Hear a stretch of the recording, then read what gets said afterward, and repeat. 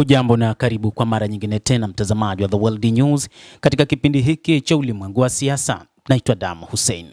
Iran inasema ina uwezo mkubwa wa makombora ambayo hayajatumika katika vita na Marekani na Israel. Hii ni kwa mujibu wa msemaji wa Wizara ya Ulinzi ya Iran akisema uwezo mkubwa wa makombora wa Iran haujatumika katika vita na Marekani na Israel, ikiripotiwa kupitia shirika la habari la serikali la Tasnim News.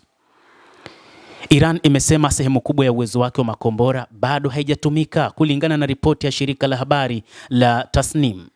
Hata hivyo, shirika hilo la habari limemnukuu msemaji wa jeshi akisema kwamba wakati huu Iran ina silaha hatari ambazo hazijatumika, na ikiwa Marekani na Israel zitaamua kuanzisha mashambulizi, basi ni wakati sahihi wa kuweza kutumia nguvu hizo ambazo zimetengenezwa na ni za kizazi kipya.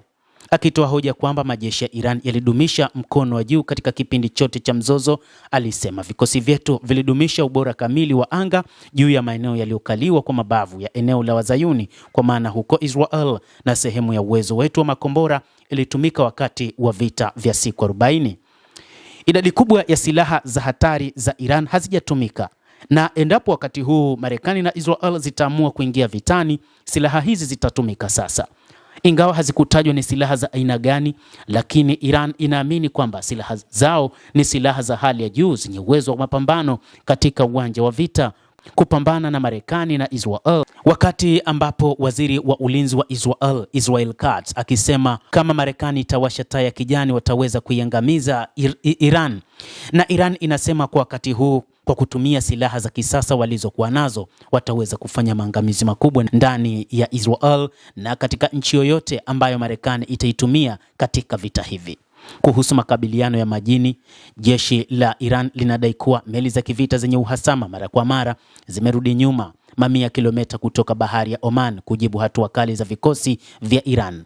Usafiri wa meli kupitia mlango wa bahari wa Hormuz umetatizika sana tangu Marekani na Israel zilipoanzisha vita dhidi ya Iran kuanzia Februari 28 na kuzua soko la nishati duniani na kuzusha hofu ya uharibifu wa uchumi wa muda mrefu. Hata hivyo, ripoti iliyotolewa na shirika la habari la CNN kupitia ujasusi wa Marekani wamesema kwamba takribani nusu ya virusha makombora vya Iran bado viko sawa na maelfu ya ndege zisizokuwa na rubani za njia moja zimesalia kwenye ghala la kijeshi la Iran, licha mashambulizi ya kila siku ya Marekani na Israel dhidi ya shabaha za kijeshi katika muda wa wiki 5 ambazo zilikuwa katika vita.